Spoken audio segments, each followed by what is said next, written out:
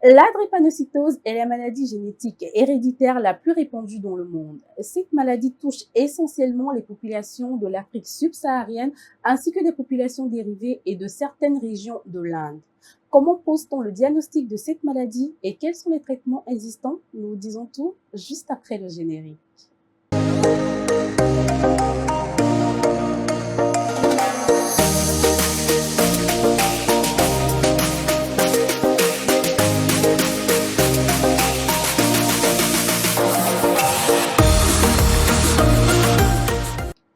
Bonsoir, chers téléspectateurs, et bienvenue dans votre émission d'éducation sexuelle sans tabou et sans complexe.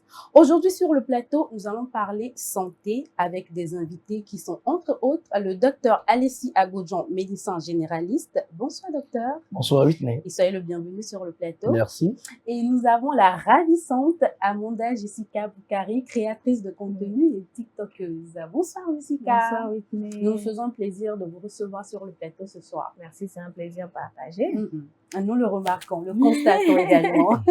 Alors, avant de rentrer dans le vif du sujet, nous avons posé la question à la population pour savoir ce qu'ils pensent du sujet du jour. Nous suivons l'élément, puis nous revenons pour le sans tabou.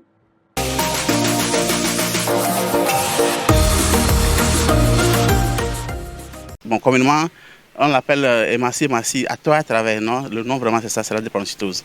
Et c'est une maladie vraiment il faille que chacun puisse se dépister pour voir s'il a des traits. J'ai fait avec un frère qui en souffre énormément. Et effectivement, c'est après avoir longtemps souffert qu'un jour, il a été dépisté. Et il est SC. Et donc actuellement, comme il a su, avec les conseils, donc, il arrive à joindre debout. Mais si tu n'as pas su, tu vas souffrir, et c'est compliqué. Et aujourd'hui aussi, il faut qu'on arrive, avant tout mariage, avant toute union, il est important que les couples, à part les tests qu'on connaît, que tous les couples puissent faire ce test. Puisque si on ne le fait pas, si le monsieur a un trait S et que la dame aussi a un trait S, et que dans leur union, ils arrivent à avoir un enfant qui est SS, ça veut dire que c'est compliqué. Les SS, là, c'est encore plus grave, avec des crises. Que c'est une maladie héréditaire. C'est un peu une malformation des globules rouges. Et les personnes qui souffrent de la drépanocytose se plaignent souvent des douleurs au niveau des os. Ils sont souvent anémiés, ils sont à tout moment anémiés et ils ont le palu. De retour sur le plateau, nous allons nous tourner vers le docteur et lui demander de facto, c'est quoi la drépanocytose et combien de formes de drépanocytose existent-il? D'accord. La drépanocytose, c'est une maladie caractérisée généralement par une anémie chronique. Donc, qui dit anémie chronique dans la drépanocytose, c'est dire aussi que c'est une maladie qui est génétique, donc héréditaire. On ne contamine pas, on ne va pas aller attraper la drépanocytose, mais si elle est déjà dans la famille, vous pouvez l'hériter. Elle se transmet de génération Elle se transmet de génération en génération. Voilà un peu la transmission, la manière dont ça se fait. D'accord. Mais je crois savoir que ça dépend aussi du choix du conjoint. Justement, c'est pour ça, nous sommes là aujourd'hui. Il faut en parler. Il faut qu'on en parle, c'est important. Comment pose-t-on le diagnostic de cette maladie? Bon, aujourd'hui, il y a des tests qui sont simples qu'on réalise chez nous, ici en Afrique. Il y a ce qu'on appelle l'électrophorèse, qui est l'analyse ou le bilan le plus connu dans nos hôpitaux. Donc, l'électrophorèse au CHU, dans le CHU, je pense que à peine vous dépensez les 5 000 francs. À peine vous dépensez 5 000 francs pour avoir ce bilan. Donc, déjà, ici, c'est le diagnostic qu'on fait. Donc, on pose le diagnostic. Vous allez vous rendre dans un centre de santé, on vous fait un prélèvement sanguin et après, le résultat sort. Donc, vous voyez, sur le résultat, vous pouvez soit sortir avec un résultat AA, donc qui symbolise les deux allèles de l'hémoglobine que vous avez. Donc, AA, c'est normal. Bon, vous avez AS ou SS ou SC, donc qui sont des formes de la drépanocytose. D'accord. Et est-ce que automatiquement cette analyse est demandée à tout le monde ou il y a des facteurs qui poussent les médecins à demander aux parents ou aux personnes de faire cette analyse-là? Oui, en fait, lorsque par exemple nous prenons un couple qui veut bien se marier, donc deux personnes qui veulent se mettre ensemble, là on rentre un peu dans le bilan prénuptial. Donc systématiquement les médecins demandent ce type de bilan pour essayer de juger un peu de la compatibilité de ce couple. Parce que l'une des conséquences d'une union intervenue entre deux personnes portant ce qu'on appelle entre griffes, qui sont des porteurs sains.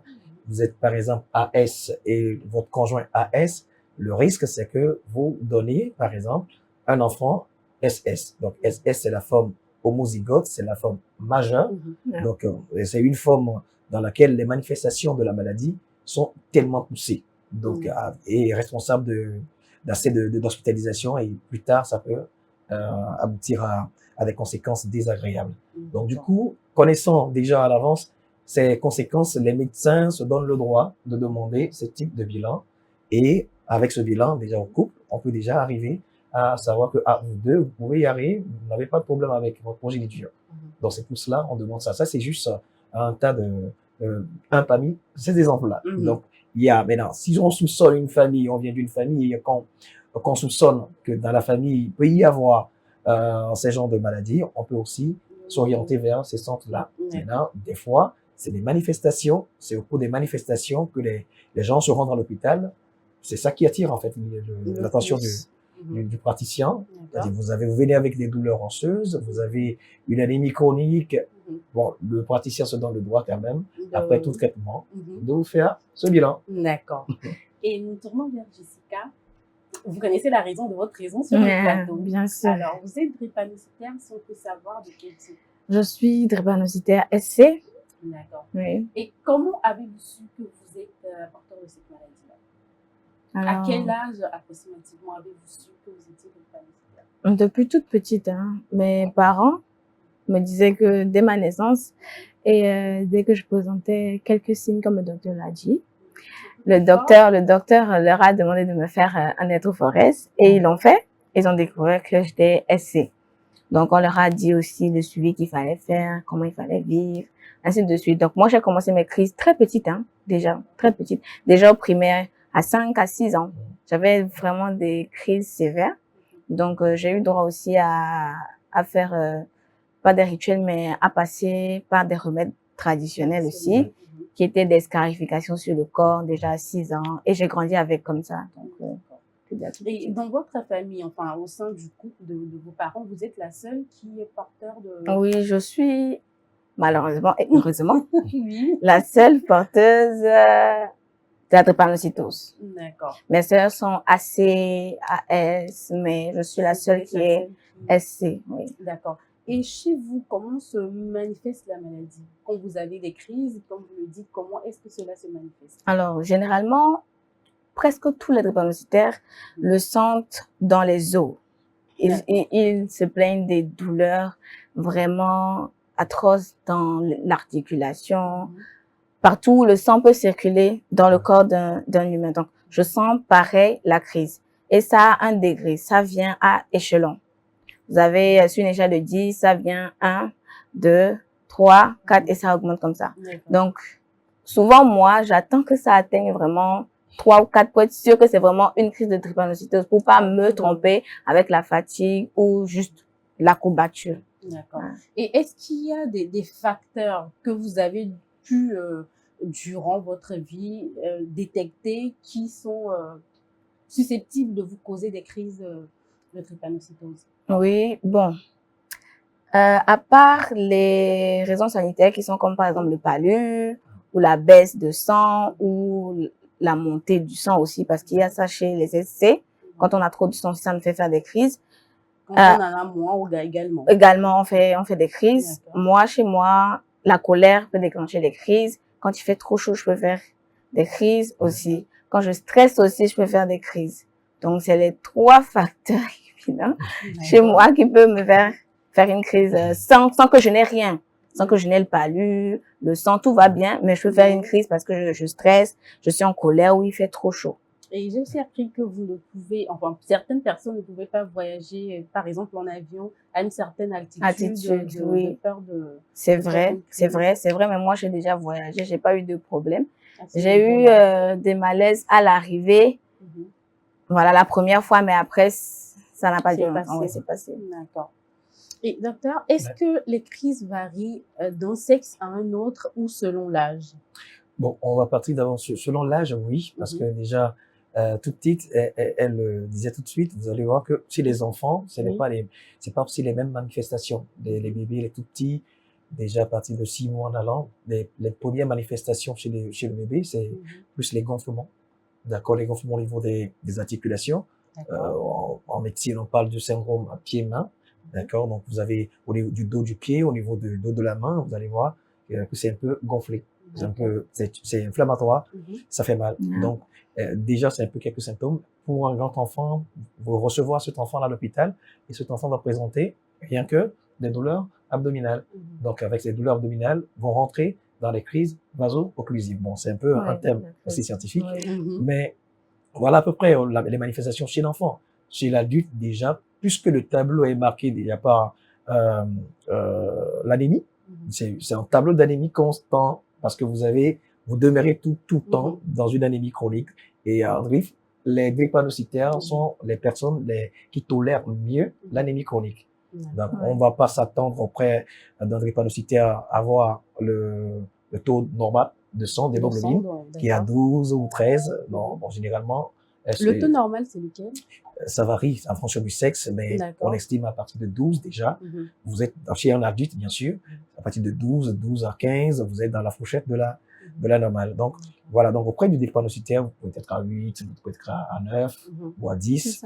Voilà, c'est un peu ça. Oui, moi je suis à 9. À 9, oui. Donc, c'est pourquoi ça, c'est une application. C'est pourquoi dans le suivi du drépanocytaire, il y a ce côté hémoglobine offert qu'il faut tout le temps apporter pour que la personne ne puisse pas... Une supplémentation. Voilà, une supplémentaire, justement, supplémentation en fer ou en acide folique, quand on verra ça plus tard. Donc, c'est ça qu'on préconise, c'est sur ce traitement-là de suivi qu'on les gère. Donc, voilà à peu près ce que je peux dire. Et est-ce qu'une personne présentant de l'ictère aussi peut être susceptible d'être drépanocytaire ou il n'y a pas de lien entre les deux? Plutôt, le drépanocytaire peut bien présenter l'ictère. De l'ictère, d'accord. D'accord, donc l'ictère, ça veut dire directement, c'est un signe aussi d'anémie.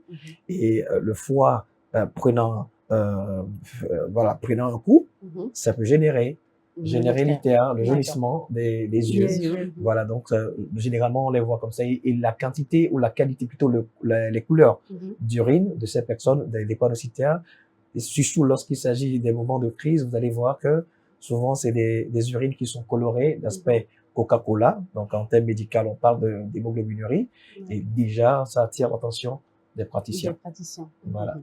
Pour ceux qui se demanderaient, c'est quoi le lien entre le sujet du jour et le sexe, nous allons vous répondre tout à l'heure. Vous avez parlé des complications qui peuvent émaner des crises de drépanocytaire. Nous allons choquer les gens pour qu'ils comprennent le message que nous passons. Nous allons partir peut-être de la moins compliquée à la plus compliquée, mais dites-nous tout. Quelles sont les complications qui peuvent émaner de la drépanocytose?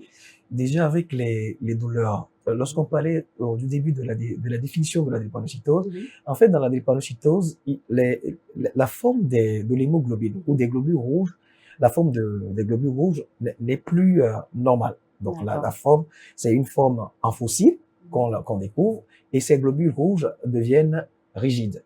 Donc cette rigidité va faire le lit à cette douleur-là. Donc, ça fait que ça va ralentir la circulation, le flux sanguin et autres. Donc, ça va générer ces douleurs. Donc, les crises vaso-occlusives. Donc, les douleurs dans les os, les douleurs abdominales et autres. Et arrivé un moment, vous allez voir, l'une des complications qui va découler de cela, c'est ce qu'on appelle le syndrome thoracique aigu. Donc, vous allez avoir une sensation d'oppression thoracique, difficulté respiratoire, des douleurs au niveau de la poitrine. Et après, ça peut évoluer jusqu'à un AVC.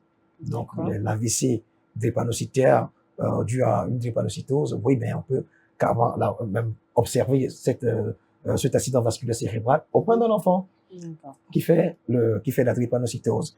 Donc, après, il y a d'autres types de complications, comme par exemple, vous avez une anémie chronique qui va déboucher sur la crise de séquestration splénique, donc la rate qui est surchargée par le flux de travail parce que normalement, c'est un peu technique, mais normalement, vous savez, la durée de vie de l'hémoglobine ou des globules rouges dans le sang, c'est 120 jours. Vous avez 3 mois pour les globules rouges. Mais dans la drépanocytose, dû à la forme des globules rouges, vous allez voir ces globules rouges de passer de 120 jours à 20 jours, ce qui explique constamment cette anémie-là. Le taux bas d'hémoglobine. Voilà, Ouais. justement. Donc, et après, il y a des conséquences sur les os. Arrivé à un moment, vous allez voir que les os, la tête des os va commencer par se nécroser. Donc, ça se nécrose. Oui. Vous avez l'ostéoporose, les os deviennent fragiles et vous pouvez faire des fractures pathologiques. Vous tombez, vous avez des fractures où les os se rongent et vous avez vraiment des pathologies handicapantes. Voilà à peu près quelques causes que je peux citer tout de suite concernant cette maladie qui est la drépanocytose. D'accord. Jessica, vous vous retrouvez dans tout ce que le docteur vient de citer? Un tout petit peu. Un tout D'accord. petit peu parce que j'avais fait une longue hospitalisation de 1 mois et la douleur ne passait pas parce que j'avais une toute petite nécrose au niveau de mon épaule droit. Donc je sais un peu de quoi est-ce qu'on parle. Oui. Et ça fait extrêmement mal. La nécrose, ça fait vraiment mal. Même si elle est petite, elle fait mal. Donc j'imagine ceux qui l'ont vraiment à un niveau, ouais. Et est-ce que la maladie est un handicap dans vos activités journalières quotidiennes? Avant, je me mettais en tête que non, mais de jour en jour, je vois que oui. Parce que, on va dire que je n'ai pas la même capacité que les autres à travailler. J'ai pas la même force. Même si je veux me convaincre du contraire, j'ai pas la même force. Même si j'ai la volonté, je ne peux pas le faire parce que mon corps, à un moment, il refuse de répondre. Donc, on n'a pas forcément la même force, on n'a pas forcément la même endurance. Et aussi, de moi, mon côté, par exemple, en tant que créatrice de contenu, les contrats ne vont pas m'attendre. Ils ne vont pas attendre quand je serai à l'hôpital, quand je vais faire mon hospital. Et eux, ils n'attendent pas. Ils vont continuer sans moi. Donc, ça, par exemple, ça m'a déjà fait perdre certains contrats. Et moi-même, j'ai déjà renoncé à certains contrats. Pour cause de la maladie. Voilà, pour cause de la maladie, parce que je respecte maintenant mieux mon corps. Donc, il y a ces petites embûches-là. Par exemple, je suis aussi entrepreneur. J'ai une commande que je dois livrer normalement dans 3 jours. Et je commence le premier jour, le deuxième jour, je tombe malade. Il y a personne pour me relayer, il y a personne pour livrer, il y a personne pour terminer. Donc, ce sont des petits handicaps qui, oui, chaque fois. Et trouvez-vous que vous, bon, je ne veux pas dire souffrir, mais que vous subissez de la stigmatisation dans votre milieu de travail ou chez les employeurs ou voilà, au sein de la société? Directement, je dirais non et indirectement, je dirais oui aussi. Parce que vu que beaucoup de gens ne maîtrisent pas encore le sujet, ils savent pas c'est quoi la drépanocytose, ils savent pas comment vivre avec un drépanocytaire dans le milieu du travail ou en famille. Bon, moi, de mon côté, ma famille, ils gèrent très bien. Je ne suis pas stigmatisée, je ne me sens même pas comme une personne porteuse de la drépanocytose. On leur fait un big up de passage. Voilà, merci. Et pour ceux avec qui on travaille, il y a d'autres qui comprennent et d'autres qui comprennent pas. En France, par exemple, les drépanocytaires sont considérés comme des handicapés. Ils travaillent pas 8 heures de temps par jour. Comme les personnes normales. Et ils ont en plus de ça un paiement. On les paye parce qu'ils sont handicapés. Voilà. Ici, c'est pas reconnu déjà, c'est pas assez divulgué. On ne le sait pas. On a l'impression qu'on exagère, on n'exagère pas, mais c'est une triste réalité. Donc, indulgence envers nos employés, voilà, parce nos employeurs, certaines personnes qui comprennent pas. Durant une crise de drépanocytose peut équivaloir au double des douleurs de contraction lors de l'accouchement. Oui, je confirme. Je n'ai jamais accouché, mais j'espère que, en tout cas, j'espère que la douleur sera supportable. En tout cas, je pense qu'elle sera peut-être supportable. On ne sait jamais. Mais bon, quand je ferai l'expérience, je reviendrai sur le plateau vous dire. Pour nous dire ce qui est le plus douloureux. Mais parlons de ça. Jusque-là, vous n'avez pas de contre-indication plutôt pour la grossesse, genre vous pouvez quand vous le voudrez. Oui, je pourrais quand je le voudrais. Mais chez les drépanocytaires, les femmes, c'est recommandé un peu plus tôt parce qu'avec l'âge, je sais pas si le docteur va confirmer avec moi, mais il y a de toutes petites complications où c'est un peu plus difficile. Certains ont la chance, mais c'est conseillé de le faire plus tôt. Mais aussi, n'allez pas sauter dans les bras du premier venu. Parce qu'il faut se reproduire. Oui, le message est passé. Alors, docteur, est-ce que les crises sont pareilles selon que nous soyons SC, SS, AS? Non, ça diffère. D'accord. Euh, ce qu'on appelle porteurs sains, c'est des gens qui ont un seul gène qui est muté. Malade, Vous avez donc qui est malade, voilà, qui est le S qui est en le question. S qui arrive. Donc Mhm. vous êtes AS, donc vous êtes porteur sain. Mhm.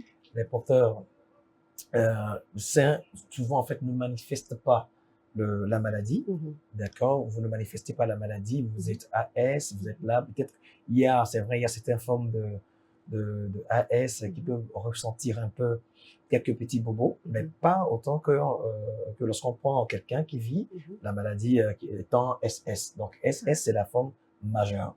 Donc, Chez les AS, même quand le S domine sur le A, c'est toujours de petits bobos Oui, où ils peuvent mais ils peuvent jamais, l'intensité des crises des ne AS sera jamais pareil jamais qu'avec un ouais, SS ou un avec un SC. SS. Parce que D'accord. SS, c'est beaucoup de choses qui arrivent au même Il y a moment. le A qui vient atténuer un peu. Voilà, donc c'est D'accord. toujours un peu, même lorsqu'on compare SS et Mhm. SC, Oui. c'est toujours par les mêmes intensités. Je ne dis D'accord. pas qu'elles ne souffrent pas. Quels Ces sont, personnes-là voilà. souffrent Ouais. effectivement, Mhm. mais l'intensité auprès des SS, Et encore c'est plus, ça. Voilà, plus c'est beaucoup plus violent. poussé. D'accord. Voilà à peu près ce que je peux dire par rapport à ça. Dans le corps médical, Ouais. quelles sont les dispositions qui sont prises pour la prise en charge des personnes drépanocytaires? On va commencer Belle par le question. Togo et puis on va évoluer. Bon, excusez-moi, je ne vais pas faire la politique, mais Oui. c'est un fait réel. Mhm. Au moins, au Togo, nous avons un centre de prise en charge des drépanocytaires D'accord, qui se trouve actuellement au CHU Campus. d'accord. D'accord, il y a un centre bien équipé. D'accord. Dédié uniquement aux Dédié personnes uniquement aux drépanocytaires. personnes, D'accord. voilà. Et je pense que depuis l'arrivée de ce centre, cela a contribué à améliorer quand même la prise en charge de ces drépanocytaires. Donc, Mhm. on sait comment se référer à eux, on sait le cheminement, il faut du sang, il faut tel. Donc, c'est un service qui est tellement bien Adapté, adapté voilà, aux personnes. pour leur suivi. Mhm. Donc, c'est un peu ça. Donc, déjà, c'est un effort que le gouvernement ou le Togo a pu faire dans ce D'accord. sens-là. Voilà, maintenant, la prise en charge. Mhm. Bon, avant d'en arriver là, vous êtes d'accord avec moi que les drépanocytaires ne se limitent pas qu'à Lomé?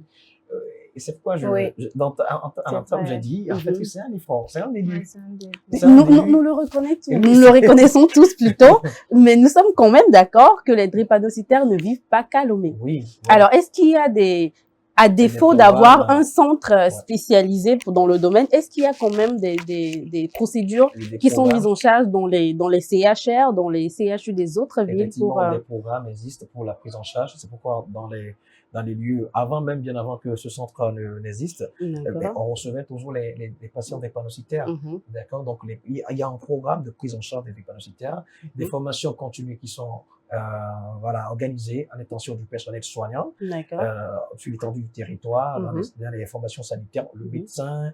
Bon, la prise en charge de la drépanocytose, c'est pour tout professionnel de santé, étant médecin, on est appelé à savoir au moins le minimum. Un Donc, temps soit peu aguerri Ouais. de Voilà, la juste situation, là. d'accord. Pour pouvoir arriver quand même à porter l'aide à la personne qui souffre. Mhm. Donc, du coup, c'est sans crainte. D'accord, mais de préférence, Ouais. quand vous êtes détecté drépanocytaire, à quel médecin spécialement vous devrez vous adresser pour une meilleure prise en charge? Les spécialistes du sang. Les spécialistes du sang sont Qui c'est s'appellent les hématologues. D'accord. Nous avons les hématologues.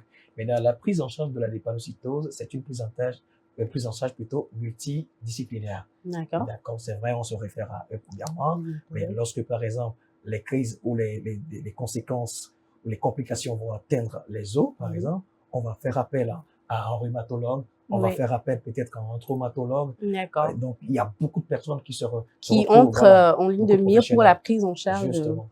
Mais un petit coup de gueule, nous n'avons pas assez d'hématologues au Togo. Veillez, s'il vous plaît, les médecins, remédier à cela. Alors, et quel est le traitement le plus vulgarisé dans notre pays? La prise en charge de la drépanocytose, actuellement, dans nos structures, c'est plus une prise en charge symptomatique. On gère les symptômes. Avec, par exemple, vous êtes devant une personne qui est anémiée, une anémie chronique. S'il faut transfuser, on envoie la transfusion. Vous savez quelque chose. Oui. Donc, et ça se traite au cas par cas? C'est-à-dire, ça dépend de ce qui t'amène. Du symptôme présenté par le patient. Et le bilan clinique le bilan paraclinique qui est effectué à cet effet. Donc, ça nous permettra de savoir, mais écoutez, avec cette anémie, ça ne peut pas nous avantager, donc il faut rapidement faire une transfusion. Et aussi, bon, les professionnels de santé le savent bien, il faut faire aussi attention à la transfusion. C'est quelque chose. Donc, aussi, associé à ce traitement, lorsque nous avons un drépanocytaire qui se présente à nous, avec des douleurs, qui fait la crise occlusive, donc, on reçoit la personne, et puis on met en place des antalgiques sur antalgiques pour arriver à diminuer atténuer la douleur. Donc après aussi, il y a d'autres formes de traitement. Aujourd'hui, s'il faut parler d'un traitement qui fait un peu ses preuves, c'est la greffe de la moelle osseuse. C'est la greffe de la moelle osseuse. Ouais. Et ça rentre un peu dans le traitement curatif. C'est pratiqué au Togo? Pour l'heure, non. Pour l'heure, non. Mais ça ne saurait tarder. Je parle avec un peu d'hésitation. D'accord. Mais de retenue oui, plutôt. Voilà. Donc, espérons que déjà, que dans les années à que venir. ça soit vulgarisé chez nous ici au pays. D'accord. D'accord. Donc, la greffe de la moelle va essayer d'aider un peu plus le drépanocytaire à survivre. Voilà. D'accord. D'accord. Jessica, le médecin vient de nous expliquer que il y a un centre dédié uniquement à vous. Ouais. Pour vous qui avez déjà fait l'expérience de ce centre, est-ce que vous estimez que vous êtes prise en charge comme il se devrait ou est-ce qu'il y a des manquements que nous ne manquerons pas de soulever pour une amélioration du service? Alors, pour ma part, je dirais que je suis très bien prise en charge là-bas. J'ai aucun souci, mais on aura bientôt des soucis. Parce que le norme continue d'augmenter. C'est ça franchement, le souci phare du centre de drépanocytaire actuellement, c'est ça. Ça fait qu'augmenter. Il n'y a pas une échelle qui fait, ça fait ça. Et ça va commencer par être dérangeant. Même le corps médical va être fatigué et la prise en charge va être plus difficile. Pour le moment, il gère encore. C'est limite, mais il gère encore. Mais dans quelques années, si rien n'est fait, oui, si rien n'est fait, vraiment, si on ne décentralise pas le centre, si on va pas dans d'autres quartiers, si on va pas à l'intérieur, ça va pas se faire. Et surtout, comme si tu on l'as ne dit, sensibilise pas les personnes gens, actuellement, si on ne sensibilise pas les parents qui sont atteints, bon, les porteurs sains, ceux qui pensent qu'ils n'ont pas la maladie, ceux qui pensent ou qui ont la certitude de ne pas donc déjà allez refaire vos électrophorèses parce que je pense que avant il y a même des tests qui sont faux, des anciens tests qui n'étaient pas vraiment fiables, donc il faut les refaire aujourd'hui parce que il y a une méthode qui est plus fiable maintenant. Donc du coup voilà, comme tu disais, pour ceux moi je suis au centre et je vois les gens faire le déplacement de Calimé à Lomé pour une prise en charge. C'est vrai que les rendez-vous c'est chaque 3 mois pour certains, une fois par mois pour certains. Voilà, d'urgence. Donc il y a certains qui se déplacent vraiment de l'intérieur pour venir à Lomé pour leur rendez-vous se faire prendre en charge. Donc je pense que ces voyages sont encore plus fatigants pour le drépanocytaire déjà. Donc on vous en supplie. D'accord. Et par rapport à la transfusion de sang, tout le temps on nous dit, la CNTS nous dit il n'y a pas assez de sang, venez faire des dons. Alors, et vous qui en avez, je vais pas dire continuellement besoin, mais fréquemment, est-ce que vous ne rencontrez pas des problèmes à ce niveau-là? Est-ce que le sang est toujours disponible quand vous en avez besoin? Moi, je suis B+. Ça dépend aussi du groupe sanguin de tout un chacun. Mais par exemple, mon cousin SS, la dernière fois, on était hospitalisés ensemble. Il a eu du mal à trouver vraiment son sang. Lui, il était au moins. Et c'était vraiment un peu compliqué. Donc oui, je peux comprendre. Et aussi, je pense que certains ne savent pas encore qu'ils sauvent vraiment des vies. Vous sauvez des vies, vous n'avez pas idée. Donc, ceux qui donnent vraiment leur sang, capacité de donner, voilà, de donner, continuer, voilà, n'hésitez pas, parce que ça sauve vraiment des vies, des personnes comme moi, ça sauve. Et docteur, j'ai envie de poser une question. Est-ce qu'on peut guérir de la drépanocytose?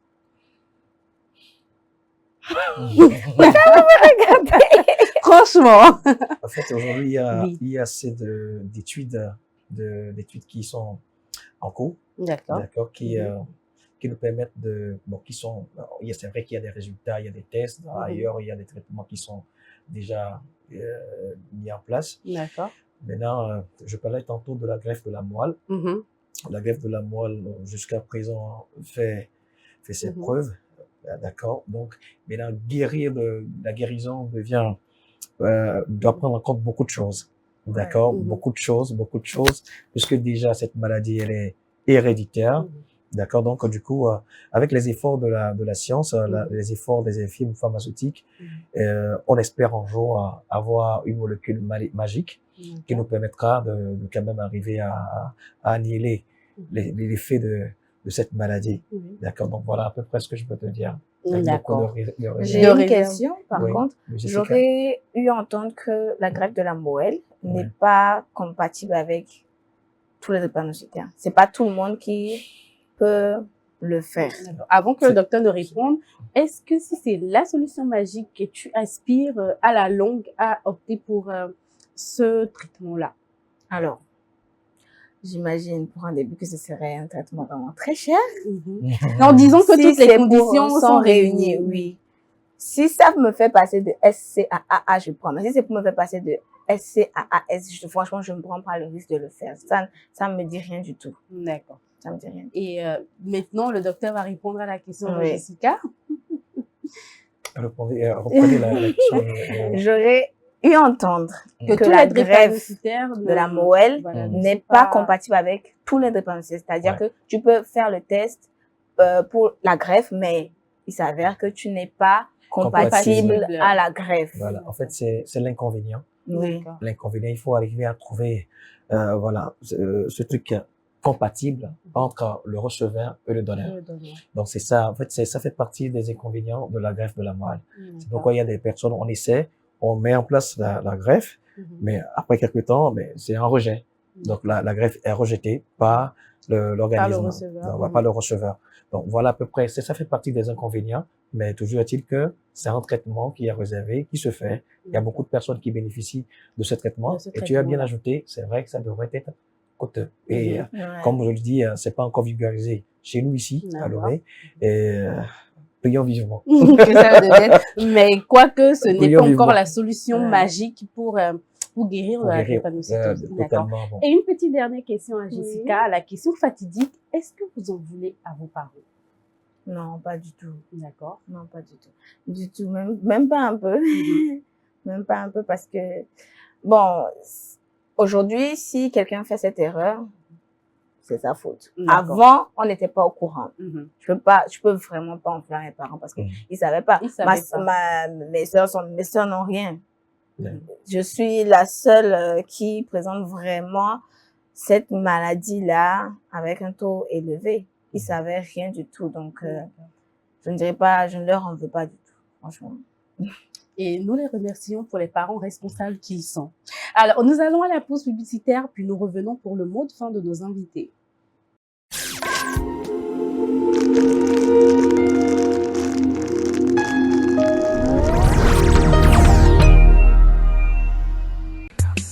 L'amour, c'est des hauts, c'est des bas. Et quand la femme dit non, c'est vraiment non. Mais rien ne vaut un petit cadeau pour raviver la flamme de l'amour. La femme se fait belle et sensuelle pour votre plaisir. Claudia Lingerie, nous disposons de toute une collection de sous-vêtements haut de gamme pour hommes, femmes et enfants à un bon prix. Soyez ceux qui portent des sous-vêtements confortables. Claudia Lingerie, nous sélectionnons pour vous de la lingerie fine de qualité pour sublimer vos soirées. Claudia Lingerie, sur la route d'Agbalépédo, juste à côté du monument Grand œuf blanc. Infoline 00228 97 01 03 03 0228 97 01 04 04. Claudia Lingerie, l'élégance à une adresse.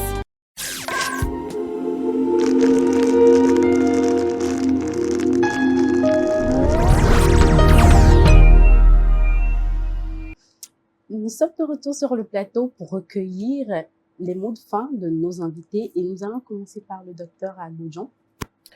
Bon, ce que nous avons eu à dire tout au long de cette émission doit servir de leçon aux jeunes couples, aux mariés, aux nouveaux mariés, aux nouveaux mariés, pour ne plus faire les mêmes erreurs. Donc, c'est-à-dire, faites tout pour avoir vos tests de l'étophorèse, réalisez-les, et découvrez vos statuts.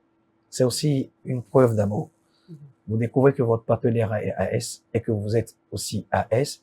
Vous risquez d'avoir des enfants SS.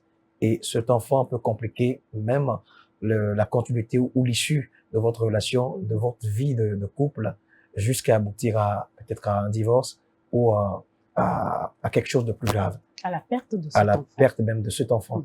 Donc, la meilleure des choses, c'est aller vers le texte et laisser poursuivre l'amour. Et s'il le faut, se présenter par son statut. Bonjour, je suis AS et toi? On va pas encore arriver Non, mais il le faut dans certains cas. Et Jessica, votre mot de fin? Alors, merci de m'avoir invité encore Je vous en prie. sur ce plateau. Moi, j'aimerais dire à tous les drépanocytaires que vous pouvez vivre normal. Bon, quand je dis normalement, comme tout le monde, ne vous privez pas forcément de tout. Relâchez la pression. Parce que la maladie que vous portez, elle peut être aussi contrôlée par ce que vous avez dans la tête. On parle de la psychosomatique. La maladie psychosomatique. Donc, relâchez la pression, vivez, trouvez votre juste milieu, votre mode de vie, ce qui pourrait vous rendre heureux et vous éviter de faire le maximum de crises. Pour ceux qui aimeraient avoir plus un partage d'expérience, de mon expérience, je suis disponible sur mes plateformes Instagram, TikTok, c'est juste Amjess. Et pour ceux qui veulent rejoindre le groupe des drépanocytaires, il y a le Club des vainqueurs que vous trouvez aussi et il y a Goutte de trop que vous trouvez aussi sur Instagram. Voilà. Merci. Alors, chers parents, nous n'avons plus le droit de léguer la douleur en héritage à nos enfants. Que chacun connaisse son statut et fasse le choix adéquat quand il s'agit de se reproduire. Ce sera tout pour aujourd'hui. J'espère que vous avez pris plaisir à nous regarder. Quant à moi, je vous retrouve la semaine prochaine pour un nouveau numéro. D'ici là, portez-vous bien.